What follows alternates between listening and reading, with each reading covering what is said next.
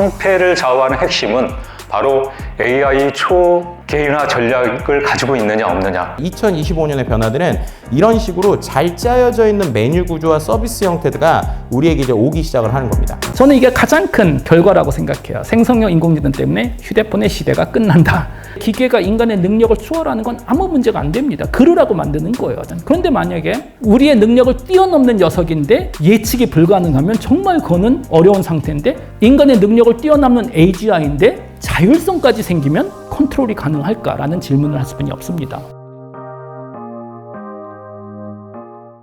코트라는 2025년에 주목해야 될 사례를 묶어서 4가지 주제로 요약해봤습니다. 먼저 AI를 이용한 초개인화 비즈니스입니다. AI는 신체 능력을 데이터화하면서 인간에게 맞는 초개인화 서비스가 가능하게 했습니다. 여기서는 스위스 누시사에서 개발한 파킨슨병 환자를 위한 AI 신발과 미국 스티치픽스사의 초개인화 쇼핑몰에 대해서 설명드리겠습니다. 이 여자분 있죠?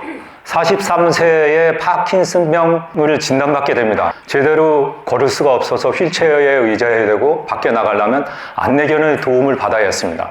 근데 49세가 됐던 지난해 스위스 베른 구시가지입니다. 거기서 열린 노르딕 워킹데이에서 4.7km를 완주하게 됩니다. 그 비결은 무엇일까요? 바로 여기에 있는 이 신발이 있습니다.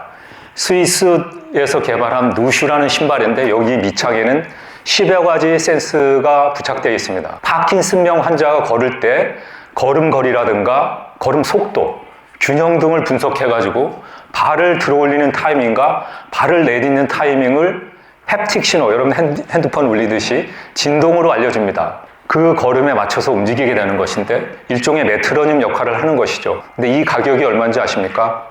신발 하나당 1,395불입니다.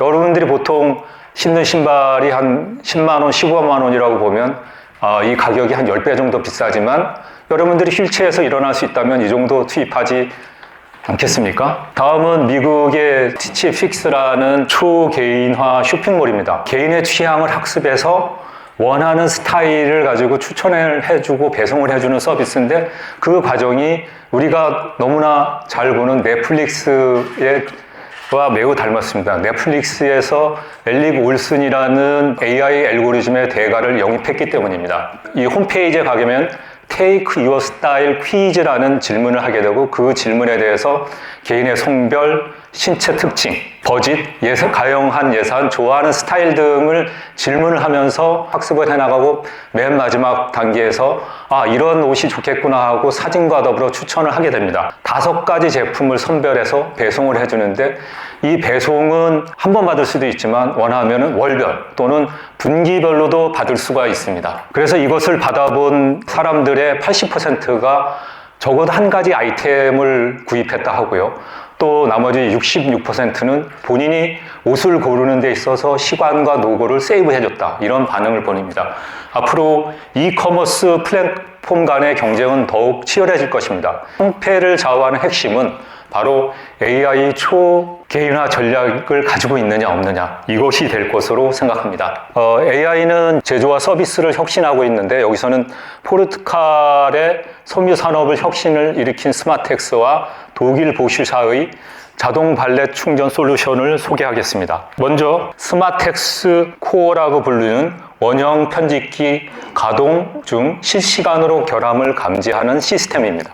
여기 원형 편집기와 요 아래 그 자외선이 나오고 있고요. 여기에 카메라와 센서가 달려 있습니다. 그거로 결함을 감지하고 이쪽 부분에 AI가 달려서 결함 패턴을 읽어내고 결함을 실시간으로 감지를 해주게 됩니다. 과거에는 이 편집기에서 생산을 하고 난 다음에 사람이 손으로 육안으로 이러한 결함을 찾아냈었는데 스마텍스 코어를 사용하면서 연간 한 대가 상당한 시간의 생산 시간과 2,700g에 달하는 탄소 배출을 줄일 수가 있었습니다. 이 회사는 이러고 나서 2,400만 달러, 약 300억 원의 투자 유치를 받았다고 합니다. 다음은 독일 보슈사에서 만든 자동 발렛 충전 시스템이다. 먼저 이 회사는 주차 솔루션을 개발했는데요. 시내에 있는 교통체증의 30%는 주차 과정에서 발생하고 있고 자동차 손실의 40%는 주차 프로세스 상에서 일어난다고 합니다. 그래서 이것을 해결하기 위해서 발견한 것이 자동 주차 솔루션이 되겠는데요. 자기가 원하는 장소에 도착해서 주차 모드를 핸드폰으로 진행시키면 빈 공간이 있는지를 확인해서 차가 그쪽으로 자동으로 가서 주차를 해줍니다. 그 다음에 이를 보고 나왔을 때 또 주차 모드를 누르게 되면 차가 자동으로 본인의 위치로 와서 자기를 픽업해주는 그런 거였는데, 여기에 금년도에는 충전 솔루션을 더했습니다. 그래서 어떻게 진행되고 있는지 이제 이 동영상으로 나오고 있는 부분인데요. 여기서 충전 모드를 하게 되면 비어있는 충전 스테이션을 찾아줍니다. 그리고 충전 스테이션에 가서 자동으로 충전을 시작하게 되죠. 충전을 마치면 다시 주차장으로 이동을 하는 서비스가 되겠는데요. 전기차의 여러 가지 문제 때문에 지금 전기차가 급속도로 확산되고 있지는 않지만 인간이 처한 기후 변화의 위기라든가 이런 거를 봤을 때는 어느 순간 급속히 우리 앞에 다가오지 않을까, 그런 생각을 해봅니다. AI나 첨단 기술이 가장 많이 적용될 수 있는 분야가 바로 스마트 헬스와 웰니스 케어 분야입니다. 벨기에의 충전식 스마트 콘택트 렌즈와 미국 오보제사의 치과 AI 플랫폼에 대해서 설명드리겠습니다. 벨기에의 스마트 콘택트 렌즈는 무홍채증이나 난시, 노안, 원형 각막 등을 가져서 빛의 양을 조절할 수 없는 사람들을 위해서 만들어졌습니다. LCD 렌즈가 있습니다. LCD 렌즈가 눈으로 들어오는 빛의 양을 역동적으로 조절해줘서 빛의 양뿐만 아니라 선명하게 볼 수 있도록 해줍니다. 또한 여기에 마이크로칩과 주파수 안테나가 달렸습니다. 그래가지고 모두를 실내, 야외, 주행 중 등으로 모두를 전환할 수가 있고요. 스마트 케이스에 집어넣게 되면 당뇨병, 신부전증 등을 자동으로 검사해서 데이터를 전송해 준다고 합니다. 그러면 저도 제일 궁금했던 게 이게 어떻게 작동하느냐면 충전입니다. 충전. 이게 의료용 마이크로 배터리를 가지고 있어서 우리가 무선 이어폰을 충전하듯이 스마트 케이스에 집어넣게 되면 자동으로 충전이 되고 그 다음날 하루 종일 사용할 수 있다고 합니다. 그리고 이것은 이제 미국에서 개발한 치과용 AI 플랫폼이 되겠습니다. 우리가 치과에 가게 되면 가장 큰 문제는 치과 진료가 정확하지 않다. 두 번째, 비용 청구가 천차만별이다고 하는 점들이 있습니다. 그래서 치과 진료의 정확성과 투명성을 만들기 위해서, 개선하기 위해서 만든 게 이 치과용 AI 플랫폼이 되겠습니다. 이 작동 원리는 치과용 AI 알고리즘을 이용해서 엑스레이 이미지에서 충치, 잇몸병, 치석, 뼈의 상태 등을 분석합니다. 이 분석한 내용을 가지고 치과 의사가 진단 결과를 내놓기 때문에 신속하고 정확한 진단을 할 수가 있고, 이것을 환자에게 제시했을 때 환자는 의사의 말을 더 신뢰하게 되는 경향이 있다고 합니다. 의사들은 88%가 앞으로 이 AI 치과 플랫폼을 사용하겠다 하고 있고요. 앞으로 66%는 이 AI 치과 의사들이 하는 일을 상당수 덜어줄 수 있겠다라는 응답을 보였습니다. 그래서 치과 보험사에 이거를 전송해 주는 것도 속도도 빨라졌고, 보험사에서 이게 적정한 금액인지를 다시 액수를 판정을 해야 되네. 그 판정 프로세스도 5배가 빨라지고 효율성은 60%가 증가했다고 합니다. 여기서는 C에 투자를 받았는데 5,700만 불, 약 700억 원의 투자를 받았다고 합니다. 지속 가능성에 대해서 설명드리겠습니다. 발전 방식의 발상의 전환을 통한 에너지 하비스팅 기술과 초개인화, 친환경 패션인 지능형 섬유에 대해서 말씀드리겠습니다. 먼저 에너지 하비스팅이라는 개념을 좀 설명드려야 되겠는데요.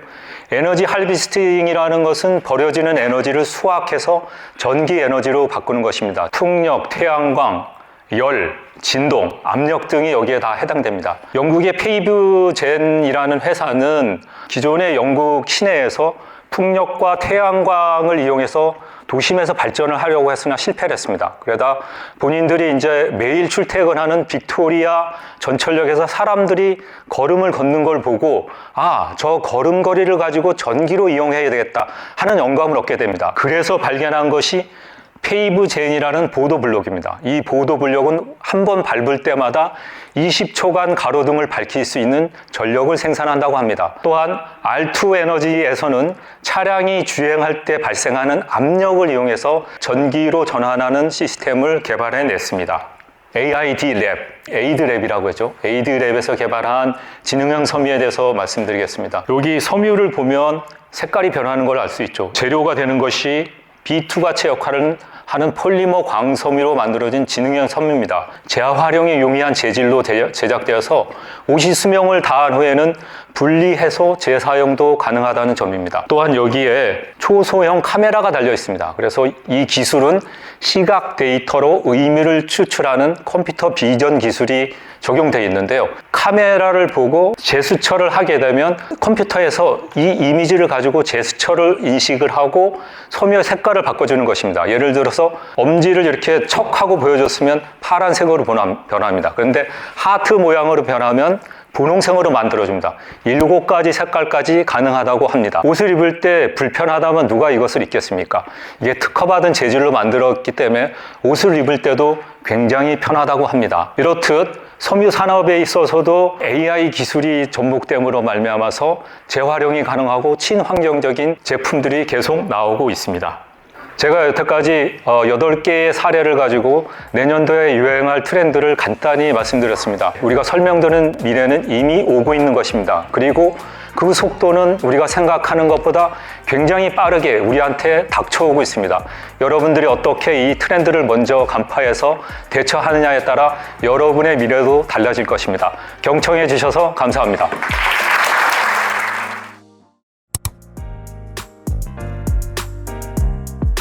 일단은 AI 에이전트라는 말에 대해서 좀 이야기를 해야 될 것 같아요. 에이전트라는 말이 대리인이잖아요. 대리인. 그러니까 우리가 야구 선수들 몸값 올려주는 대리인들 쓰잖아요. 그걸 에이전트라고 하죠. 그러니까 저 대신에 저의 상황과 환경을 알고 일을 도와주고 해주는 걸 에이전트라고 하거든요.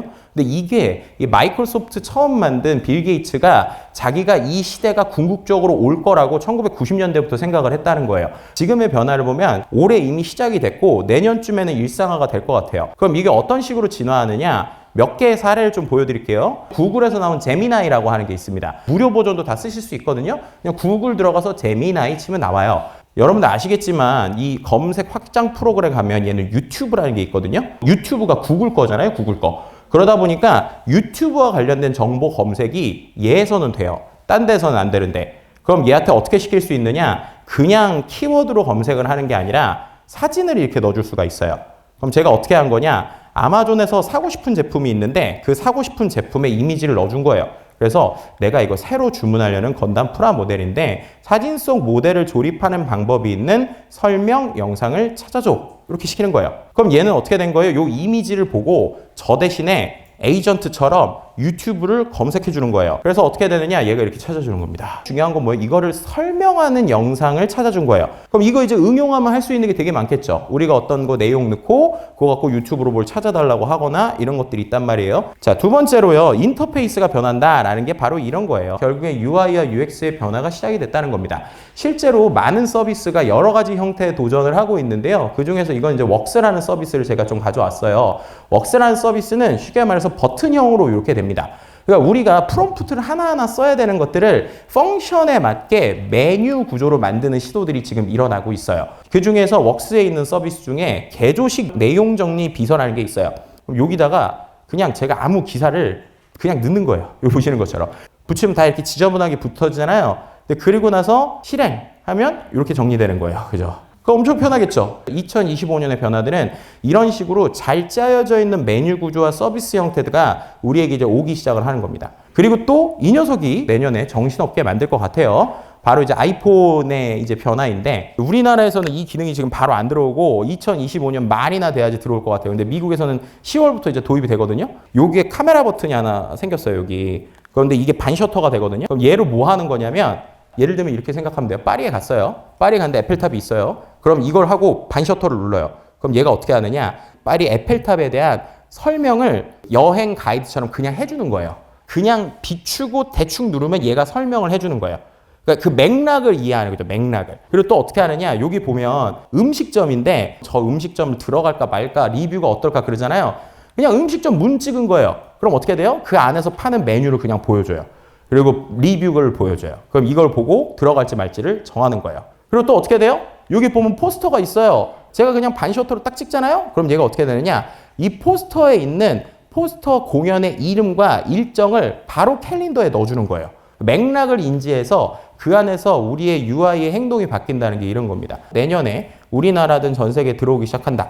그럼 어떻게 될까요? 그냥 이거 하나 들고 요러고 다 다니겠죠. 메타에서도 비슷한 얘기를 했어요. 메타가 레이벤하고 선글라스 냈는데 선글라스 이렇게 끼고 요거 보고 요거 누르면 얘가 골전도 이어폰으로 거기 설명해 주는 거예요. 그럼 그런 거 이제 차고 다니고 움직이는 시대라는 겁니다. 보통 이런 기술의 변화가 익숙해지는 세대를 네이티브라고 하잖아요. 제가 보통 챗봇 네이티브라고 써놨는데 그것보다는 오히려 AI 네이티브에 가까울 것 같아요. AI 네이티브가 이제 시작될 것 같습니다. 마치 이제 모바일 시대가 되면서 모바일 네이티브가 등장하듯이 알파 세대라고 불리는 지금 한 초등학생 전후의 친구들이 이런 AI랑 엄청 잘 놀 거예요. 그리고 걔네들이 이런 걸 그냥 익숙하게 쓰는 시대가 될 거예요. 그럼 걔네들이 또 생각하는 비즈니스는 또 달라지겠죠. 그래서 그런 형태들의 또 변화가 오는 모멘텀이 진짜 오는 것 같다. 세 번째, 이것도 되게 잘 알아놓으시면 좋을 것 같아요. 왜냐면 이거는 당장 여러분들 일할 때 일하는 방식을 바꿀 수 있기 때문이에요. 생성형 AI 기반의 검색이 일상화된다는 겁니다. 그럼 생성형 AI는 알겠는데 우리가 챗GPT 같은 거. 근데 그거를 기반으로 한 검색은 뭐냐라고 하실 수 있어요. 챗GPT를 만든 오픈 AI가 서치 GPT라는 걸 지금 만들고 있어요. 서치 GPT. 별도의 서비스로. 갑자기 여러분들 시험 보실 때 생각해 보시면 돼요. 대학교에서 막 수업을 듣고 있는데 너무 수업을 안 들은 것 같아요. 교수님이 화가 났어요. 교수님이 화가 나서 야, 수업 접어. 자, 지금부터 쪽지 시험 본다. 자, 첫 번째 주제 이거. 두 번째 주제 이거. 자, 이 두 가지로 지금부터 2페이지씩 써서 내. 이랬어요. 기존의 챗GPT가 그런 거에 가깝습니다. 무슨 말이냐? 자기가 알고 있는 정보에서 내가 준 내용을 최대한 그럴듯하게 확률적으로 써내는 거예요. 그러다 보니까 어떻게 돼요? 이게 맞는지 틀리는지 자기도 100% 장담을 못해요. 그죠? 두 번째는 쓸 때마다 그래서 조금 달라져요. 그리고 세 번째는 어떻게 돼요? 맥락에 따라서 맞는 얘기도 있을 수 있지만 틀리는 얘기를 되게 맞는 것처럼 쓸 수도 있어요. 근데 교수님이 갑자기 좀 화가 풀렸어요. 그래서 아이고 그래 너네 보니까 제대로 못하는 것 같기도 하고 그래도 내용 정리하는 거니까 지금부터 내가 너네한테 찬스를 줄게. 자 지금부터 5분 동안 인터넷 검색 찬스를 줄 테니까 한번 검색해봐 이렇게 시켰어요. 그럼 이제 사람들이 어떻게 할까요? 우와 이러면서 핸드폰을 꺼내서 막 검색을 하겠죠. 검색된 내용을 자기가 쓰는데 시간 내에 써야 되니까 그걸 그대로 뺏기는 게 아니라 그걸 보고 어떻게 하겠어요? 핵심적인 내용을 쓰겠죠. 요약해서. 그게 이거예요. 서치 GPT. 그러니까는 GPT한테 인터넷 검색을 시키는 거예요. 그 결과를 요약을 해주겠죠? 그래서 자기가 알고 있는 내용하고 같이 붙여주는 거예요. 그럼 뭐가 장점이 있을까요? 첫 번째는 우리가 내용 검증이 가능해요. 왜냐면 출처가 나오잖아요. 그러니까 얘가 어디서 갖고 왔는지를 안단 말이에요. 그러니까 그걸 갖고 확인할 수 있어요. 두 번째는 확실히 전문성이 올라가겠죠. 내가 원하는 형태에. 그럼 그거를 갖고 우리가 쓰면 기본적으로 내가 검색 엔진 쓰는 거랑 비슷한 형태로 쓸 수가 있게 되는 거예요. 그럼 여기서 이제 어떤 게 이제 중요하게 되느냐?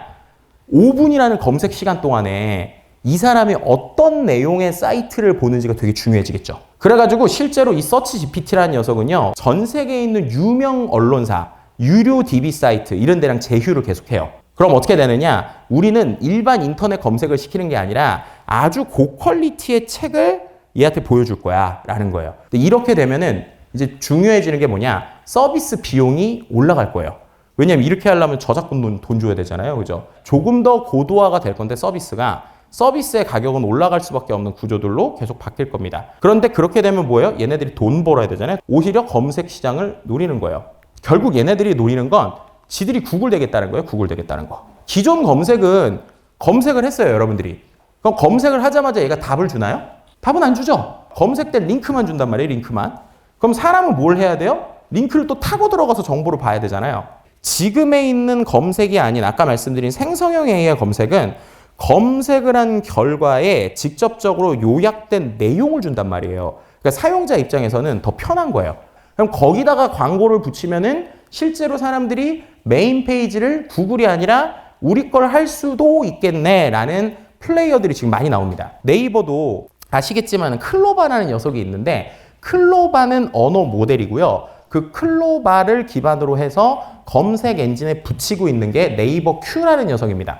근데 이게 궁극적으로는 여기 검색 엔진에 이렇게 붙을 거예요. 그럼 우리가 네이버 검색에 이런 식으로 이제 물어볼 수 있는 시대가 오는 거예요. 문장으로. 지금 이렇게 물어보면 여러분들이 여기가 대부분 지식인이 나오거든요. 지식인이. 근데 지식인 대신에 네이버가 이렇게 답변을 주는 겁니다. 중요한 건 뭐예요? 결국 검색이라는 건 광고가 먹여 살리니까 여기서 제가 뭐라고 질문했어요? 운동으로 러닝을 하려는데 어떤 신발을 사야 할까요? 이렇게 물어봤더니 네이버 AI가 Q가 답변을 해주죠.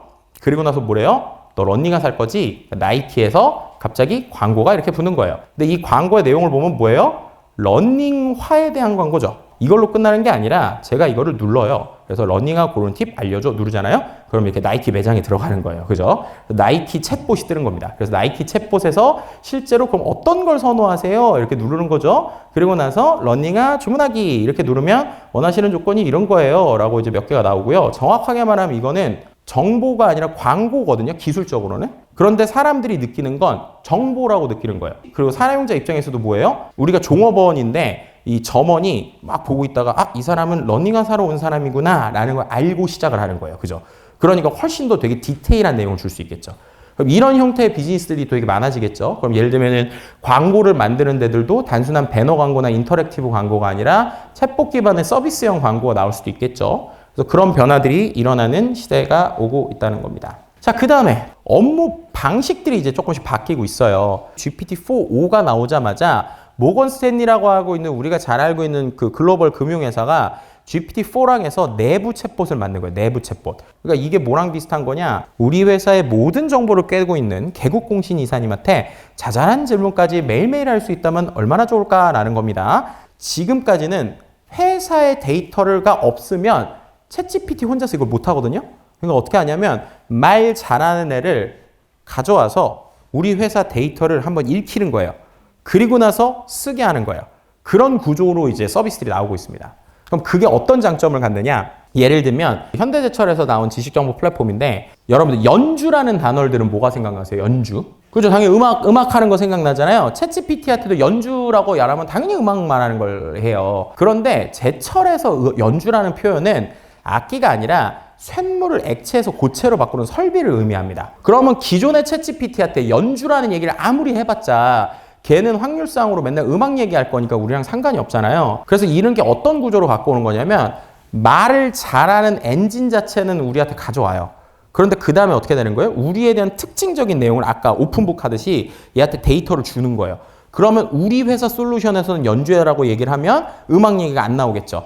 그래서 그런 형태의 비즈니스들이 이제 한 2년 지나니까 들어오기 시작을 하는 겁니다. 그죠? 그래서 그런 변화들이 일어나기 시작을 하고요. 그 다음에 이제 산업에서 이런 것들이 나오기 시작을 한 거죠. 진짜 썼을 때 바로 도움이 되는 것들. 예를 들면 설계하는 데 입장에서 보면 설계를 스케치까지는 사람이 하는 거예요. 근데 이거를 컴퓨터 그래픽으로 만드는 거, 이런 것들을 어떻게 하는 거예요? 이런 거를 아주 빠르게 출력해서 3D 모델을 할 수 있는 플랫폼들이 나오는 겁니다. 그러면 어쨌든 인간의 생각과 상상으로 해야 되는 게 첫 번째 일이라는 거예요. 그죠? 왜냐하면 기본적으로 스케치를 하거나 컨셉을 잡는 거는 이제 사람이 해야 되는 일이니까. 근데 그거를 이렇게 기계적으로 하는 걸 해주는데 이게 왜 중요하냐면 실제로 AI가 잘하는 건 뭐냐면 하나의 초안이 있으면 그걸 비슷하게 뽑는 걸 잘해요. 요런 걸 잘하는 거죠. 요런 걸. 하나의 예시를 갖고 비슷한 걸 100개, 1000개 뽑는 게 쉽다는 거예요. 이런 걸 컴퓨터 그래픽 작업으로 직접 다 20개, 30개 만들려면 어떻게 돼요? n 곱하기 30만큼 시간이 들겠죠. 근데 얘는 어떻게 되는 거예요? 그냥 뽑아주는 거예요. 그럼 이제 업무에 대한 프로세스가 바뀌겠죠. 초안을 저희가 이렇게 드리는데 고객님 그중에서 마음에 드는 거 한두 개만 골라주시면 저희가 완전히 완성해서 올게요. 라고 하면 그 완성은 어차피 사람이 하는 거예요. 그죠?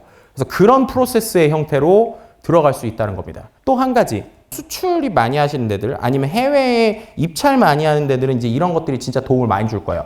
뭐냐면 입찰 안내서를 보여주는 시스템들이 나오기 시작을 하고 있어요. 건설사라고 생각해 보세요. 건설사에서 수많은 수주와 관련된 문서를 봐야 되는데 예를 들면 아랍어도 있을 수 있고 일본어도 있을 수 있고 중국어도 있을 수 있고 막 그렇잖아요. 그런 건설 계획서가 몇십 장이 아니라 막 몇백 장, 몇천 장 그런단 말이에요. 그러면 그것만 검토하는 일이 부서인 게 있는 거예요. 근데 이제 어떻게 되느냐? 그런 거 넣고 그냥 거기서 우리가 원하는 내용 뽑아줘. 그럼 뽑아주는 거예요. 그죠? 그럼 최소한 초기에 우리가 할 수 있는 걸 할 수 있겠죠. 두 번째는 뭘 할 수 있겠어요? 우리 회사의 상황과 스펙을 밀어넣어주면 얘가 1차적 판단까지 해주는 거예요. 그래서 이제 얘가 이렇게 되니까 우리는 요런 거는 뭐 예를 들면 100개 중에 한 5개만 집중해서 검토하시면 돼요까지 AI가 도와준다고 보시면 돼요. 실제로 이제 비슷한 시뮬레이션을 좀 보여드리면 이게 이제 아까 말씀드린 웍스에 그런 기능이 뭐가 하나 있어요. 그거 뭐 공짜니까 이것도 써보셔도 될 것 같은데 나중에 문서 검토라는 서비스가 있습니다. 그 버튼 중에. 그럼 얘한테 뭘 할 수 있냐면 이거는 이제 정부 입찰하시는 분들한테는 진짜 꿀팁이 될 수가 있어요. 제안 요청서를 왕창 넣어줘요. 그 다음에 이걸 갖고 제안 요청서 검토하려고 하니까 야, 너 이런 거 좀 하나하나 해가지고 우리가 필요한 건 요거거든? 요것만 좀 뽑아서 정리해봐 시키면 어떻게 돼요? 얘가 요것만 이렇게 정리해서 주는 거예요. 그죠? 엄청 편하죠. 그죠? 그리고 또 어떻게 돼요? 우리 회사에 대한 기본적인 정보를 이 정도 줬으면 만약에 얘가 1차적으로 요거까지 해주는 거예요. 내가 좀 찾아봤는데 우리 회사에 있는 것 중에서 요거 의료 기반 디지털 헬스케어 실증 및 보유 프로젝트가 제일 적합할 것 같아. 그 중에서. 그죠? 그 중에서 이렇게 해서 의료기관에 적립이 됩니다. 까지 얘가 준다는 거예요. 그죠? 그래서 우리가 개인 관점에서 이걸 보고 좀 어떻게 해나가고 무엇을 해야 되는가에 대한 생각을 하면 질문을 잘해야 돼요. 왜냐? 답변은 인공지능이 해주니까. 그죠? 그러면 인간은 인공지능에게 던져줄 좋은 질문을 생각을 해야 된다는 겁니다. 여기서 말하는 질문은 단순히 뭐 퀘스천 마크가 아니더라도 명령하는 법이 될 수도 있고요. 우리가 철학적으로 사유하는 것들이 될 수도 있겠죠. 그래서 AI 시대에 우리가 어떤 생각을 갖고 해야 되는가에 대한 고민이 좀 필요하다는 거예요. 또 한 가지 좀 보여드릴 건 이건데요. 뉴요커라는 잡지가 2023년 4월, 5월 호에는요. 요런 이미지를 썼어요. 이 사람하고 AI가 드디어 같이 글을 쓰는 시대가 됐다 막 이렇게 생각을 했어요. 6개월이 지났습니다. 보면은 사람이 고민을 하죠. AI가 도와주겠대요. 바바박 하더니 어떻게 돼요? 쓰레기산을 만들죠. 그죠? 이렇게. 근데 요게 갖고 있는 함의가 있어요. 이 사람이 글을 하나도 안 썼기 때문이에요. 이게 어떤 맥락인지 아시겠어요? 자, 이 상황만 보세요. 이 상황만. AI가 이 상황을 보면 어떻게 인지할까요? 아, 사람은 종이를 뿌기고 있는 거구나 라고 이제 인지를 하겠죠. 결국에는 AI랑 커뮤니케이션 하는 방법들을 익히고 왜 그런지를 느끼지 않고 고민하지 않는다면 AI는 그냥 나랑 상관이 없는 게 된다라는 겁니다. 그래서 이게 되게 중요해요, 지금. 해보니까 되던데요 라는 게 그래서 중요한 겁니다. 지금은 시도할 수 있는 시기거든요. 아까 말씀드린 대로 무료도 많고 여러 서비스를 경험해 볼 수도 있고 그러니까 지금은 먼저 해보는 사람이 진짜 승자예요. 먼저 해보는 사람이. 그래서 이게 왜 그런지 알고 인지하고 차이를 느끼고 그럼 내가 이걸로 어떤 식으로 일할 수 있을까를 익히시는 게 되게 중요하다는 겁니다.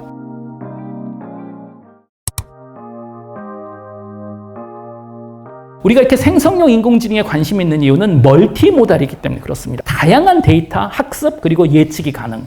그리고 더 중요한 건 크로스모달입니다. 크로스모달은 뭐냐면 글과 그림을 동시에 학습시키면 글만 집어넣어도 그림 예측이 가능하더라는 거예요.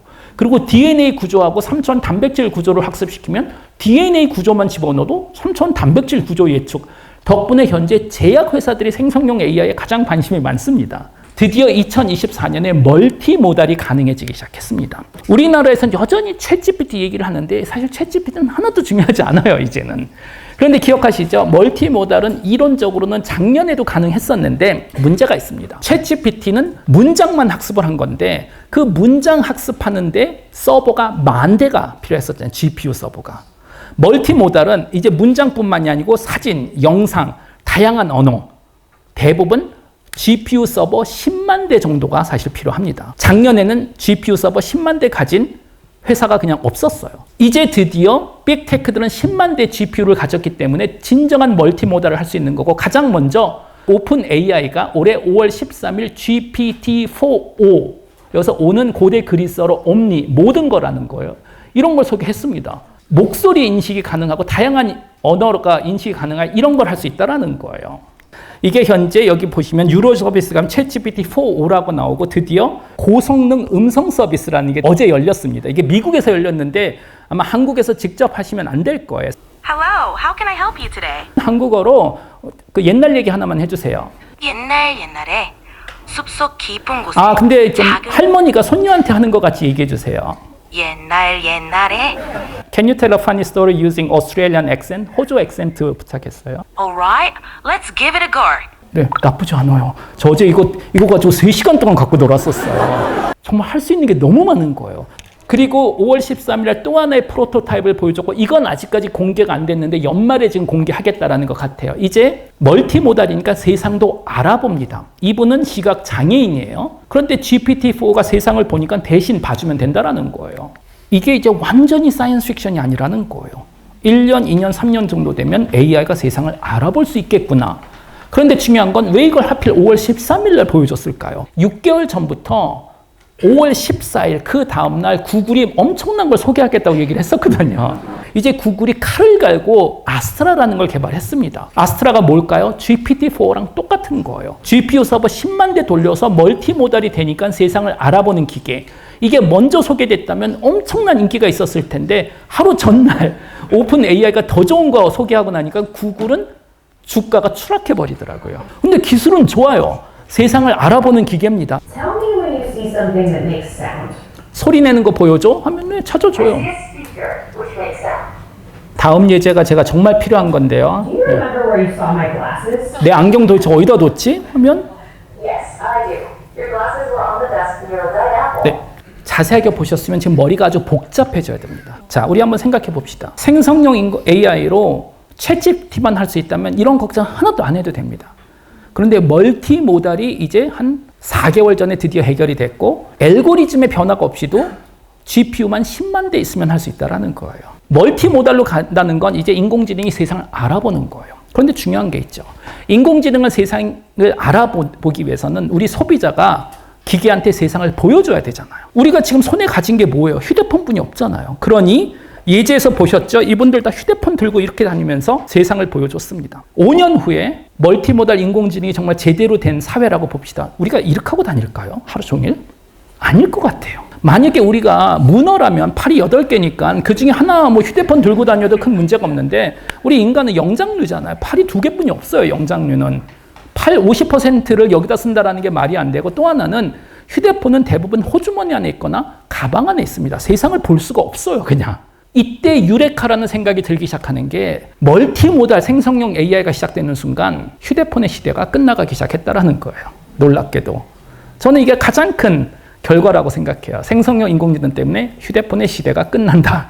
덕분에 현재 형태 전쟁이라는 게 벌어졌습니다. 폼 팩터 전쟁. 우리는 사실 이런 걸 한 20, 30년 전에 한번 경험을 했었어요. 1990년도 인터넷 브라우저가 등장하면서 일반 소비자들이 인터넷을 체험하기 시작했습니다. 2000년도 초까지 사실 우리는 인터넷을 PC로만 체험했습니다. 그런데 인터넷의 가능성은 이 세상에 있는 모든 사람과 정보를 언제 어디서나 경험하게 해줄 수 있는 가능성은 가지고 있었는데 우리가 가진 디바이스가 PC뿐이 없다 보니 책상 앞에 앉아있을 때만 체험이 가능한 거예요.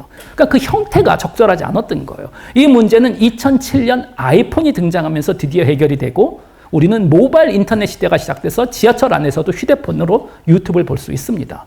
그런데 중요한 건 이거예요. 휴대폰이 등장했다고 PC가 사라지지 않았어요. 우리 PC 여전히 씁니다. 단 휴대폰이 등장한 이후에 소비자가 돈을 내고 willingness to pay로 돈을 지불하고 경험하고 싶은 경험은 다 모바일이 돼버려서 모바일 사업은 폭발적으로 커졌고 반대로 PC는 그전에도 엑셀 했었는데 지금도 엑셀 하잖아요. 새로운 게 없습니다. 덕분에 시장이 안 컸어요. 사라지진 않았지만. 시장은 안 크는데 시간이 지나면서 PC를 만들 수 있는 능력을 가진 국가와 기업은 점점 늘어납니다.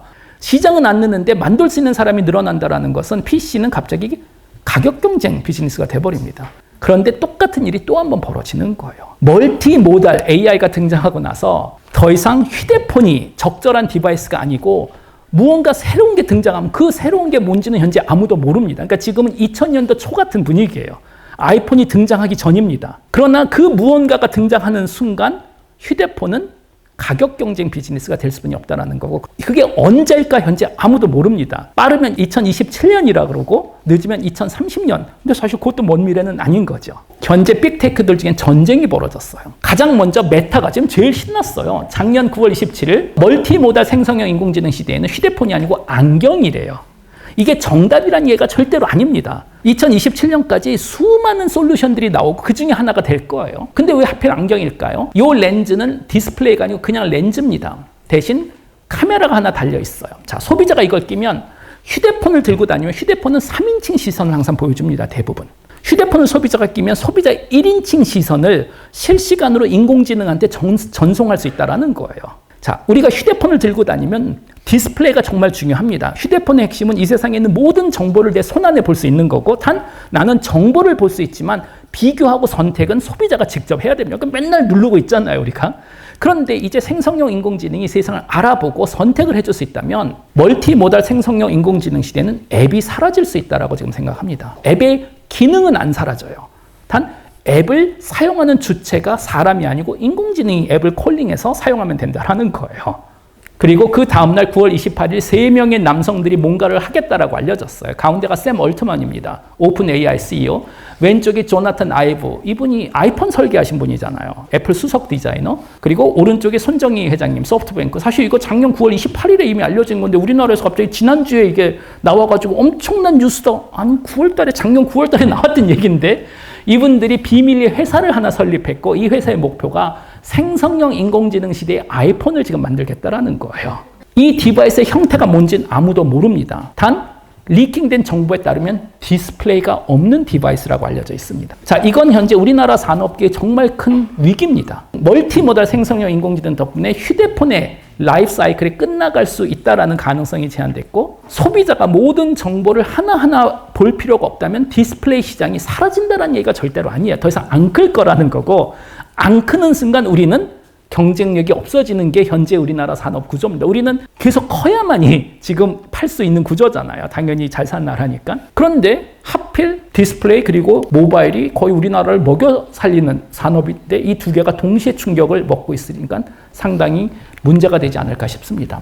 가장 최근 결과를 좀 더 보여드리겠는데 가장 최근은 바자1이라는 건데요. 4월 18일 날 공개가 됐고 이거예요. 사진 한 장을 입력하면 그리고 챗GPT에다 글을 입력하면 아바타를 생성해서 이 글을 가장 사람같이 읽어주는 겁니다. 근데 이건 새로운 거 아니에요. 작년에도 있었어요. 그리고 제주도엔 AI 아나운서도 있습니다. 사실. 문제는 지금까지 생성된 얼굴은 좀 이상했어요. 뻣뻣하고 감정 표현이 잘 안 됐고 특히 얼굴은 우리 인간 뇌에는 FFA, Fujiform Face Area라고 얼굴만 분석하는 영역이 따로 있어서 표정이 조금만 이상하면 징그럽거나 이걸 거부해버리는 반응을 보입니다. 그러니까 픽사 같은 데서도 애니메이션 만들 때 사람은 항상 만화같이 그립니다. 일부러. 사람같이 그리기 시작하면 징그럽다라는 생각을 먼저 이건 이제 언캐니 밸리라고 부르죠. 그럼 이분들은 이 문제를 어떻게 해결했을까? 멀티모달 기술을 쓴 거예요. 기존 기술의 플러스 알파로 표정을 할 때 얼굴에 있는 해부학적인 힘줄들의 움직임이 있을 거 아니에요. 그 데이터를 추가로 집어넣습니다. 앞으로 생성형 AI 뭔가 비즈니스를 생각하시면 가장 먼저 물어보셔야 될 건 소비자가 경험하고 싶어하는 경험을 만들기 위해서 아무도 생각하지 않았던 새로운 데이터 뭐가 있을까? 다시 한번 말씀드리지만 입력한 건 사진 한 장이에요. 사진 한 장만 있으면 이런 걸 만들 수 있다는 거예요. 제가 지금까지 본 표정 중에 최고인 것 같아요. 압도적으로. 한번 보세요. 다 가짜입니다. So, sometimes nothing happens and sometimes everything happens all at once. Have you ever had, maybe you're in that place right now where 제 생각에는 한 2, 3년 후에는 우리 모두 이분들하고 하루 종일 얘기하고 있을 것 같아요. 얼마나 우리 문제를 잘 들어주겠어요. 그리고 올해 또 하나 문제가 해결이 됐는데 오픈 AI에서 소라라는 걸 소개했습니다. 생성형 AI에서 크로스 모달이잖아요. 작년에 당연히 텍스트 투 비디오도 시도를 했었어요. 런웨이 피카 같은 회사에서 글을 입력하면 영상을 만들어주는 건데 사실 잘 안 됐습니다. 그게. 그 이유는 뭐냐면 트랜스포머는 얘가 세상을 이해하고 하는 게 아니고 통계학적으로 그 다음 단어를 예측해 주는 것 같이 영상에서도 그 다음 픽셀을 예측해 주는 건데 사진은 픽셀의 변화가 없으니까 아무 문제 없이 잘 만들어주지만 영상은 계속 바뀌잖아요. 그런데 이 녀석은 그걸 이해하고 만드는 게 아니다 보니까 처음에 1초, 2초는 그럴싸한 게 만들어지는데 시간이 지나면 지날수록 물체의 일관성들이 무너지기 시작하고 특히 3초, 4초 정도 지나면 물리학적으로 불가능한 일들이 벌어집니다. 그러니까 그거예요. 두 사람이 부닥치면 뉴턴 역학으로 튕겨 나가야 되는데 통계학적으로 봐서 그냥 막 뚫고 지나가고 말도 안 되는 장면이 만들어서 쓸 수가 없었습니다. 작년까지만 하더라도 생성형 AI로 영상을 만드는 건 정말 어려운 문제다. 이걸 만들려면 물리학적인 법칙을 AI한테 가르쳐줘야 됐는데 이걸 어떻게 하는지 모르니까 적어도 한 5년 정도 걸릴 거라고 얘기했는데 올해 오픈 AI가 다 해결을 해주더라고요. 정말 글만 써서 만든 겁니다. 하얀 드레스를 입은 피아니스트가 유리로 만든 피아노를 치는 장면, 귀여운 고양이가 침대에서 노는 장면 치면 1분, 2분짜리 영상을 만들어주고 중요한 건 물리학적인 법칙이 유지가 됩니다. 그래서 저희가 물어봤어요. 아니 그럼 그걸 다 가르쳐줬냐 했더니 오픈 AI 얘기로는 가르쳐준 게 아무것도 없대요. 영상을 5천만 개 그냥 보여줬대요. 그랬더니 거기서 물리학적인 법칙을 찾아내더라는 거예요. 그러니 이런 걸 만들어냅니다. 다 글만 입력한 거예요.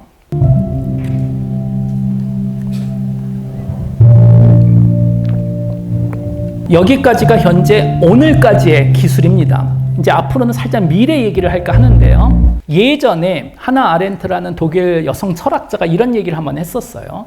전체주의는 인간의 외로움을 통해서 가능해진다. 인간은 어차피 혼자다. 그런데 인간이 혼자 있을 때 어떤 사람은 성숙한 자아를 가지고 있다면 혼자 있는 시간을 고독함으로 해석을 해서 그 시간을 창작과 생성에 쓸 수 있다는 거예요. 시는 10명이 같이 쓸 수는 없거든요. 진정한 과학, 경제, 예술은 혼자 해야 됩니다, 사실은. 그런데 자아가 강한 사람은 혼자 있는 시간을 고독함으로 느껴서 이것을 창작에 쓸 수 있는데, 반대로 자아가 약한 사람은 혼자 있는 시간에 고독함이 아니고 외로움을 느껴서 혼자 있는 게 두려워서 더 큰 단체에 흡수되려고 한다는 거예요.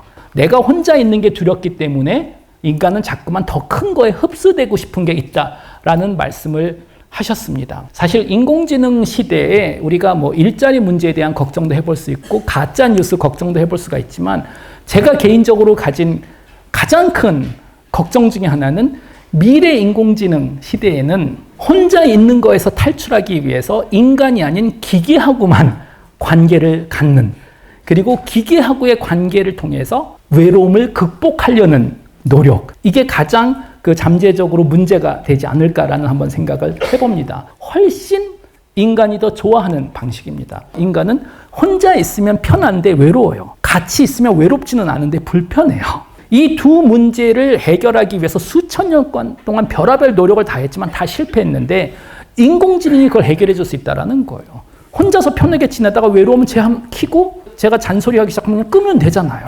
인간하고는 가질 수 없는 관계를 사실 인공지능하고는 가질 수가 있습니다. 그리고 여기서 이제 모델의 크기가 문제가 됩니다. 인공지능에서는 스케일 법칙이라는 게 있어요. 2020년 논문에 소개된 건데, 그게 뭐냐면 신기하게도 LLM이 커지면 커질수록 갑자기 그 전에 해결되지 않았던 문제들이 막 풀리기 시작합니다. 그런데 우리는 이게 정확하게 왜 되는지 모릅니다.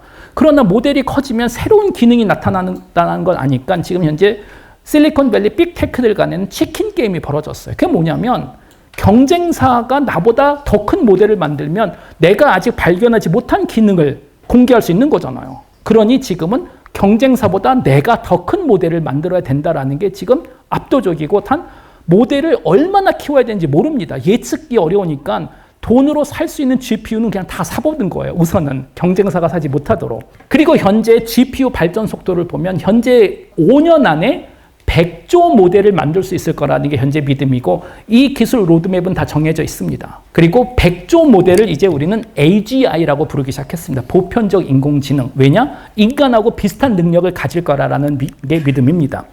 여기서부터 이제 인공지능 전문가들이 지금 두 그룹으로 나눠져서 진짜 막 싸움을 하고 있어요.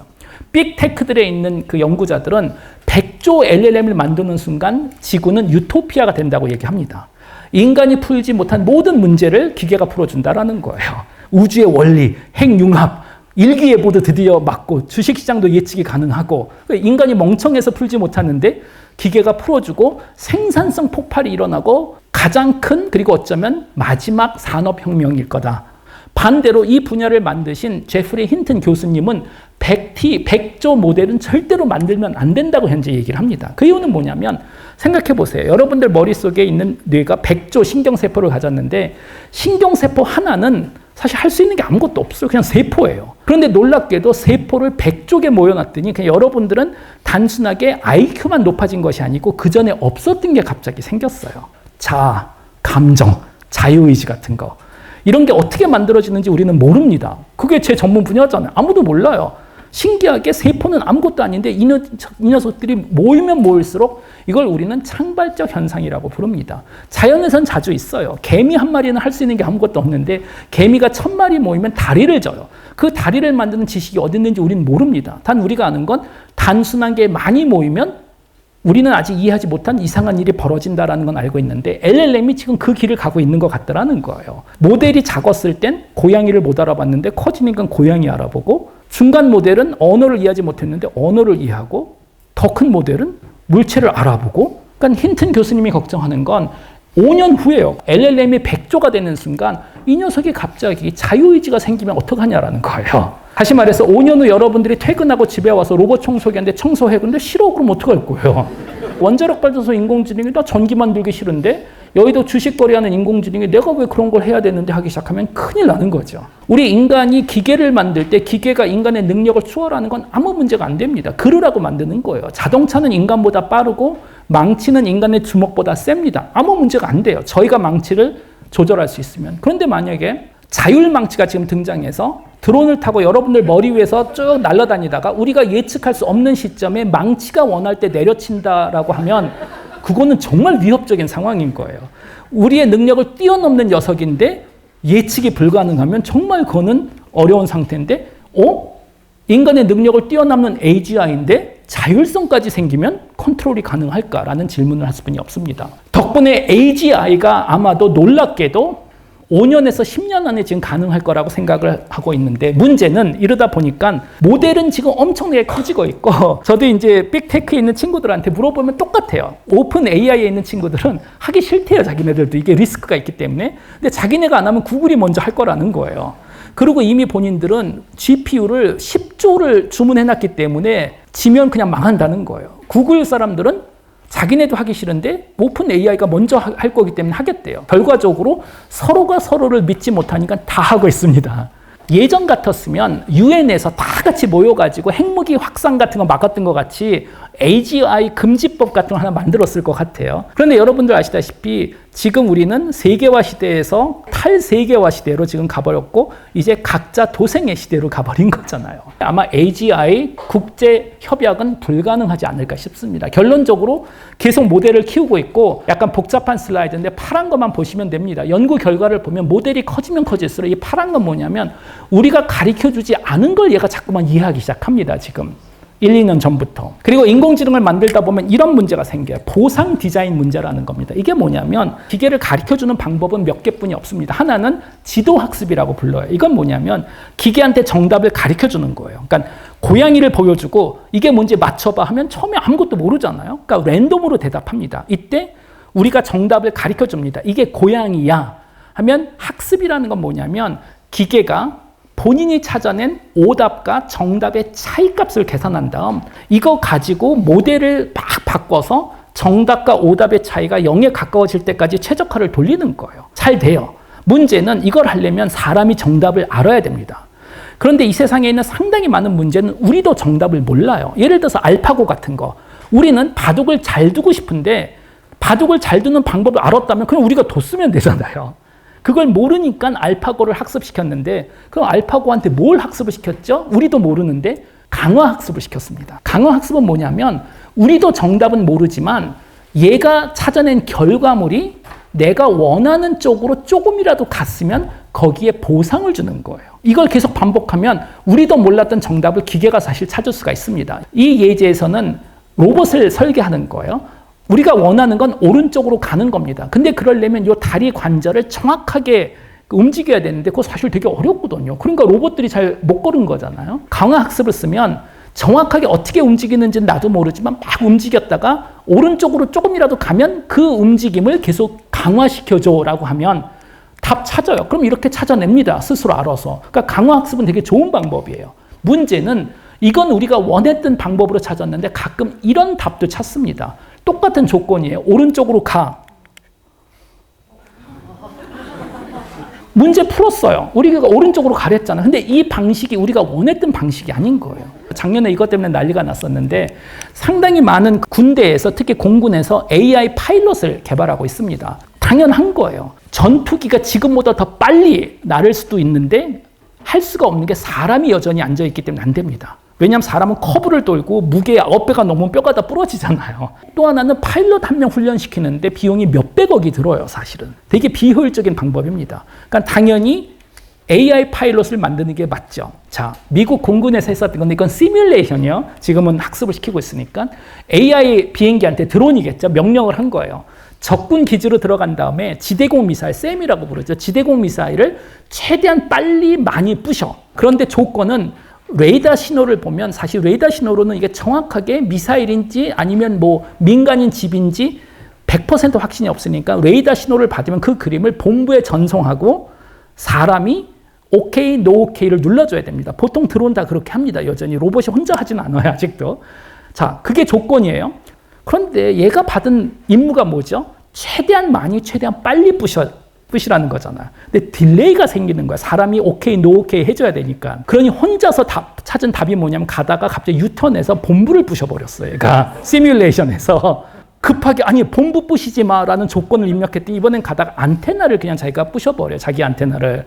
결국 이거에 우리가 지금 걱정하고 있는 겁니다. 우리 인간은 원하는 게 있어요. 인공지능을 통해서 우리가 원하는 것을 더 잘 해주는데 그 방식이 우리가 원하는 거를 침해하지 않는 방식을 원합니다. 우리가 걱정하는 건 인간이 준 문제를 더 잘 풀려고 노력을 하다가 거꾸로 인간한테 안 좋은 방식으로 풀 수 있다는 거죠. 아주 중요한 문제입니다. 현재로서는. 인공지능이 AGI가 되고 초지능이 되면 인간한테 아주 위험한 질문을 사실 하나 할 수 있을 것 같아요. 그리고 이 질문의 답에 대해서는 우리가 지금부터 정말 열심히 준비해야 되고 한 10년 정도 시간이 있을 것 같습니다. 그건 뭐냐면 인간이 지구에 있는 모든 것을 인간 위주로 바꿔놨어요.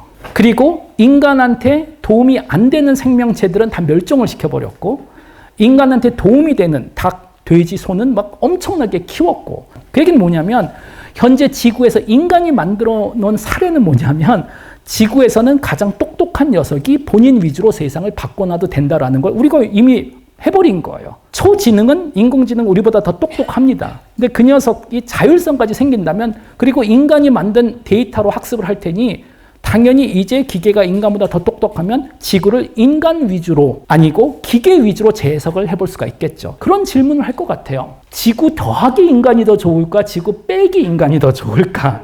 결국은 뭐냐면 인간이 있기 때문에 피해를 보는 생명체들이 많고 이걸 다 공리주의적으로 계산해보면 아마도 인간이 없는 지구가 전체적으로 평균값으로 보면 더 좋을 수도 있습니다. 그래서 이 녀석이 아마도 지구에서 인간들만 빠져주면 훨씬 더 공기도 좋아지고 세상이 좋아질 테니까 빠져주시지 않을래요? 그리고 또 하나는 그 질문일 것 같아요. 도대체 인간이 지구에 왜 있어야 되는지 설명 좀 해봐. 저희는 지금까지 모든 철학, 과학, 종교에서 인간이 지구에 있어야 된다라는 것 자체를 정당화할 필요가 없었어요. 사람이 사람끼리 얘기를 했으니까. 드디어 인간이 아닌데 인간한테 저런 질문을 던질 수 있는 존재가 튕겨나왔는데 그 녀석한테 우리가 해줄 수 있는 얘기가 별로 없어요. 그걸 한 번도 생각해 본 적이 없기 때문에. 그래서 다른 인간을 설득하는 것이 아니고 인간이 아닌 더 똑똑하고 더 합리적인 존재한테 인간이 도대체 왜 있어야 되는지를 우리가 정당화해야 되고 그 답을 앞으로 10년 동안 열심히 좀 찾아야 되지 않을까 싶습니다. 그래서 이렇게 강연을 시간이 딱 돼서 저는 오늘 마치겠습니다.